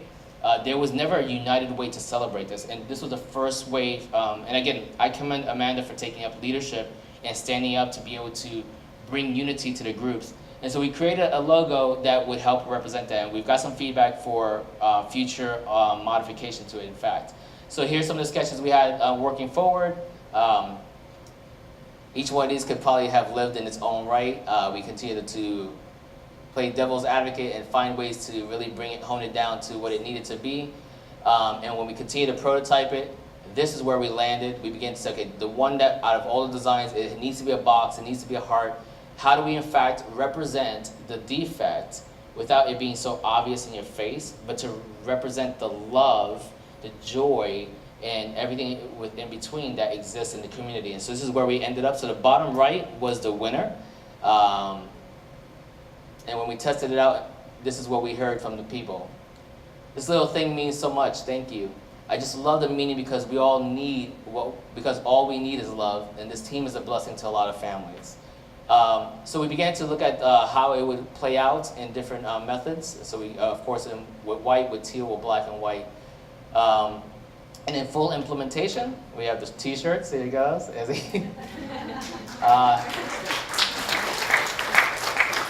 The back, we really had to be very cautious about what wording we used. That was another added pressure for us as a team. And again, we worked with the community at large to get what specific words resonated with them. Here it is in white. And here's what people all over the place were already utilizing it. So, I mean, for me, this really touched my heart, because as a photographer as well, seeing the smile on these kids' faces, seeing the parents, seeing the joy and the empowerment, it was just like folks were walking all over the place already wearing this and talking about how this meant to what it meant to them. And so social media was lit up all over the place with regards to that. We began to also work with Shopify banners. That is actually one of the things that we have been working on, is how to now bring all this merchandise, fund development resources for the organization. And both Izzy and Michelle did a fantastic job collaborating. And that's one of the key values that was brought to the team and established early on. Collaboration. No man, no woman, no one is an island. And so we worked together throughout this whole process. There was actually one stage where we had a logo all set up, and we basically put that logo on the shelf for a second and said, we're going to do a sprint, a design sprint, and we're going to go ahead and sketch on notebooks. Even though if you're not an illustrator or a sketcher, do it. And everyone passed their notebooks to one another, and they took the inspiration that they saw there and they redrew another sketch until we landed on something. That was pretty cool. And that actually created also some of the images that we'll be utilizing for the prenatal resources moving forward. So from those, the logo, we created a phrase set and as a quote set so that people could actually purchase online, and at the event we were actually giving some of them out. Some of the key ones that had high feedback was "Let's prove them wrong." SB won't define me, and this was probably the number one, right? "Wheels set me free." And this story, this gentleman right here, he was actually shaking. This gentleman, manly man, soft heart, beautiful soul. He went to Amanda and he basically said, Amanda, did you make this? And she said, we made it. He says, this is freaking brilliant. And so this was a picture that represented that. It's my favorite story. And he's with the Bearded Villains, and they're very much involved in the community as well. So Redefining Spina Bifida, one thing that she did allude to, but she didn't go into much detail, is that they actually have global reach. I've worked with global nonprofits before, and some people also call themselves the global nonprofits, and she actually truly has a team that's all over the place. Everywhere from Netherlands to the UK, to Texas, LA, New York, and you keep adding to those, and the team is growing and growing exponentially. And their reach of the community members who are fully engaged are 50 countries and counting. And so that was crazy ridiculous for me to find out throughout the project. The Walk and Roll, which was the event that between ourselves and our fellow peers, the Epilepsy Association, we had an event. And this is where we saw some of the things come to place. And this is basically an event for fundraising, awareness, and support among the community members. And so here we sketched out what would be a live user experience. So we went further from just designing pieces to actually creating an environment for people to experience the joy and everything that we talked about. So we created a customer journey map, had each team member kind of collaborate on ideas. And working through this element here, we basically converged it all into one piece. Thank you, Laura, for doing such a great job on this. She has an industrial design background, and so if anybody ever has to build something, she's fantastic. So here's what it looked like when we started going to digital form. And then we began to look at, okay, we haven't seen the place, but then it rained the night before. And so a lot of the ideas we had to be modified within that same 12-hour mark. And then here's what it looks like in real time. Banners were made, we tested on site. And basically, these are the pictures. We had so many individuals pass by. The area that's right there in the middle is actually a place for people to actually write their story, get their photo taken, and applied for there. That was probably one of the key things that individuals did. And one additional thing that we were able to do that no one in the field were able to do was embrace someone who actually had given a $5 million donation to Honor Palmer Hospital. And we actually worked with one of the representatives and had them come with our tent, and we actually created something very unique for that woman who did such a loving work for the community. So they were present with us there. So we'll be combining those words and our pictures to create a book. So forward from here, little representation of what it looked like in person.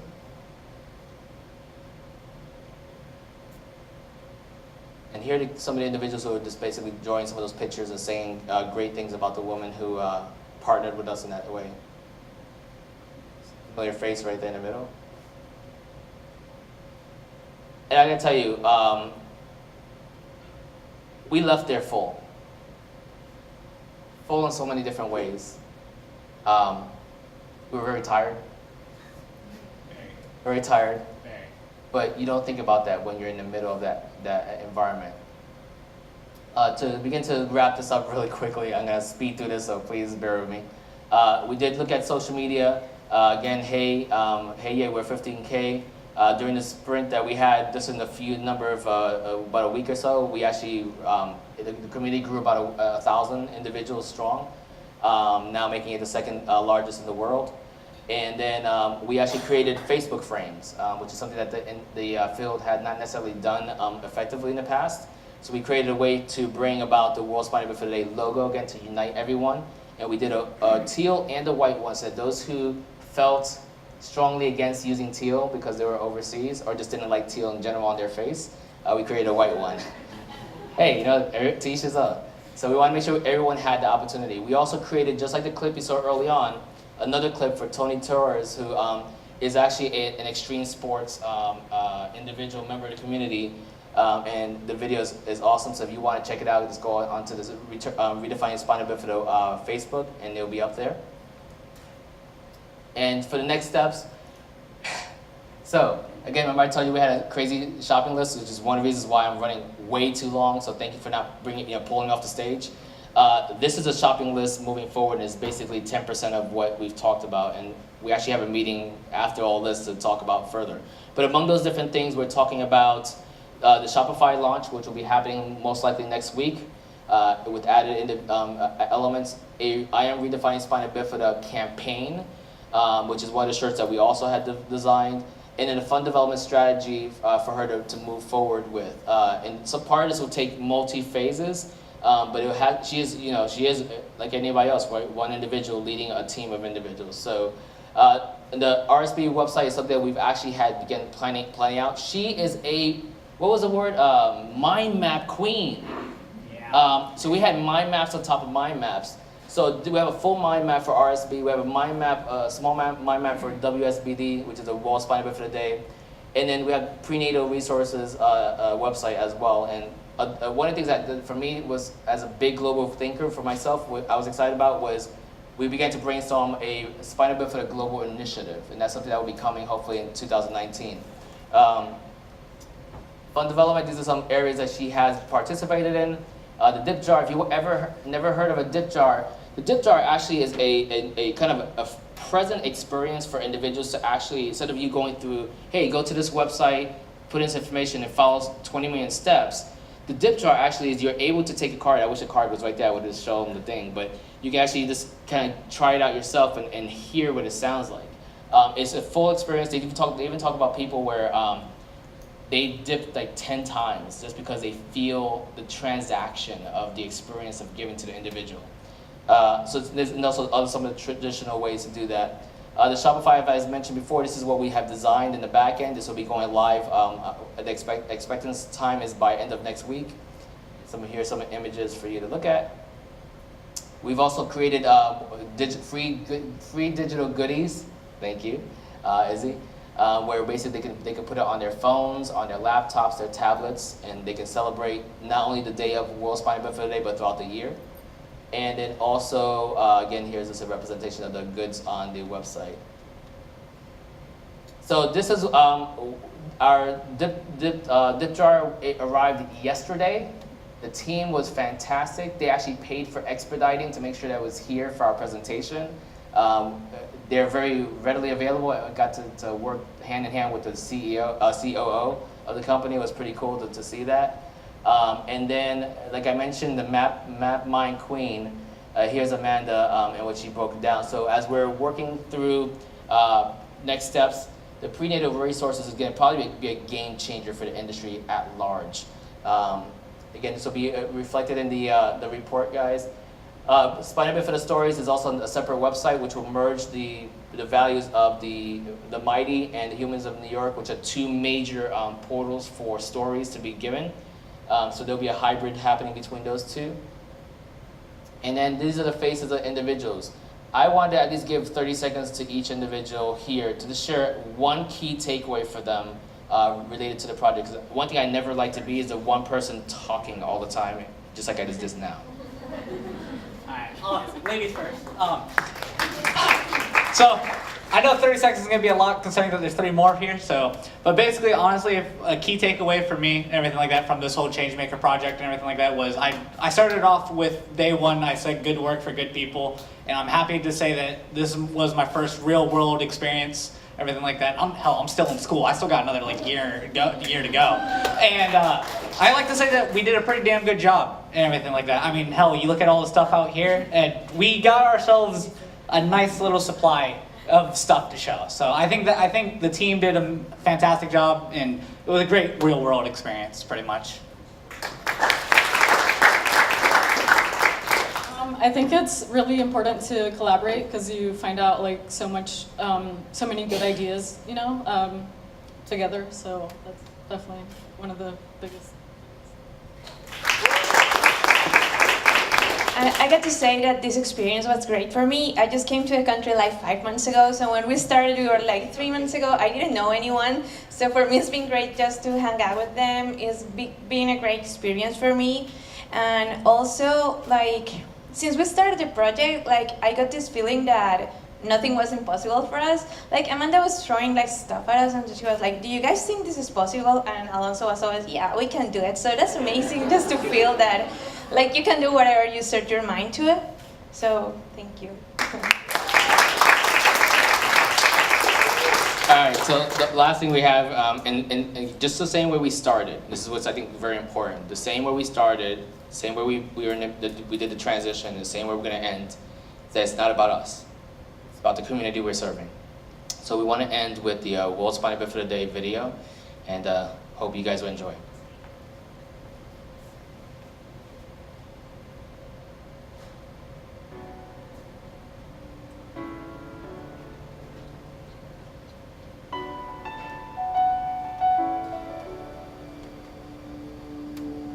I am not a stranger to the dark. Hide away, they say, 'cause we don't want your broken parts. I've learned to be ashamed of all my scars. Run away, they say, no one will love you as you are. But I won't let them break me down to dust. I know that there's a place for us, for we are glorious.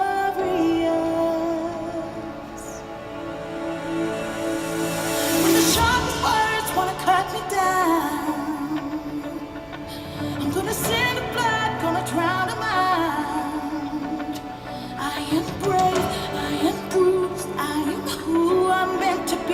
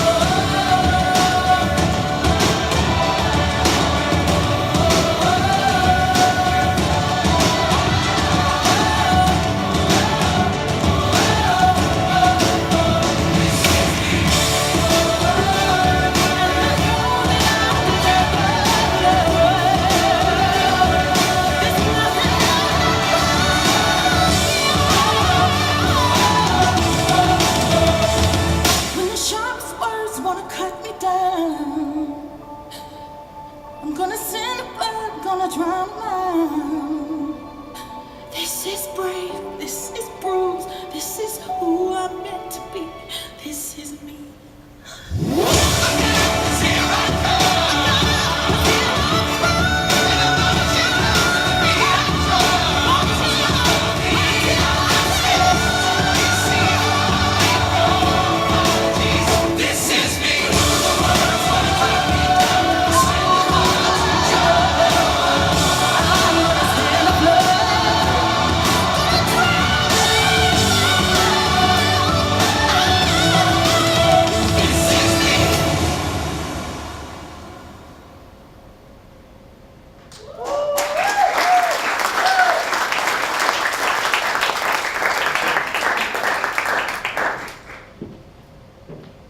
Thank you, Spina, Bifida team. You guys are awesome. We are blown away by everything you've shown us today. So yeah, another round of applause for these guys and for Amanda for sharing your story and your beautiful work. One of the cool things about Changemakers is that, you know, because we're serving different organizations and it brings together so many different creatives and different teams, is that we get an opportunity to see how different teams are going to approach things. And since every organization is coming at it at a different point in their development, there's really a cool opportunity for every team to come up with their own process and their own set of deliverables and focus on the things that are, you know, critical for that organization at this juncture. So, and just a reminder for all the creatives who participated on a team, we do have gifts for you here. The gifts were sponsored by Push, and these gift bags include a really awesome Corksicle tumbler, as well as a book about designing for good, and you will have free access to all AIGA events through the end of the program year, except for resolutions and the, what's the other one? The Jeff Matt's event next Saturday, which Jeff is awesome, so you guys should pay to go to that anyway. But yeah, so now we've got a couple minutes left. There's, you know, these cool t-shirts that you see us wearing, they are available for sale. Just see Victor. So he's got the t-shirts if you wanna pick them up. They're available for $15 from Reno over there. And yeah, stick around, and there's still some food to eat. And the one thing that strikes me, and I, as a creative myself, is that these teams were strangers when they first met. Like, they had never worked together before. They didn't even know what their talents were. They didn't even know each other's names. So the fact that they could come together and create this level of work for their organizations is really astounding, and I hope that you will. I hope you'll get involved next year. I hope you'll tell more creatives. I hope you'll tell other nonprofits, so we can make this the second Changemakers bigger and better than this one even was. So give yourselves a hand, guys.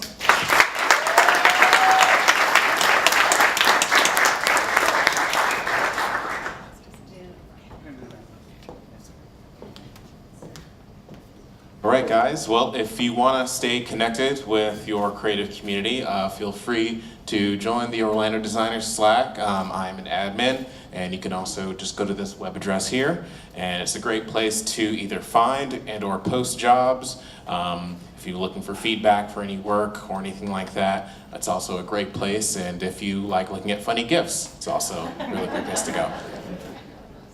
Also, please contribute to the AIGA Orlando blog. We're always looking for new contributors if you have an interesting or compelling story. And if you believe in what we believe, please consider becoming a member of AIGA. And we'd also like to thank the sponsors one more time. We really couldn't have done this without Push, Corksicle, and Tech Systems' generous support. It was really great of you guys. Thank you very much. Oh, do we want to announce the winner of the raffle, by the way? Yeah, that's a great idea. Okay. So you're going to pull it? It's not ready. Okay.